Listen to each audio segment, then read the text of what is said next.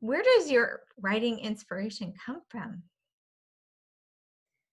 Writing inspiration is from everything around me, my experiences, um, events that happens around the world, or just things that I think about on a daily basis.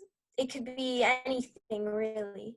I wonder about the literary form and the simplicity of haiku. How does that work for you to distill your experience?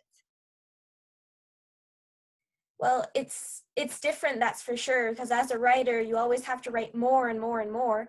But haiku is going down to the simplest form and trying to express an emotion in its purest form. And that's special to say the least. But in the environment that I'm in a place where everything is broken down to its simplest needs and its simplest form, and where everyone focuses on the purity of the place or the fact that everything is rudimentary, I suppose, that helps me, that's for sure.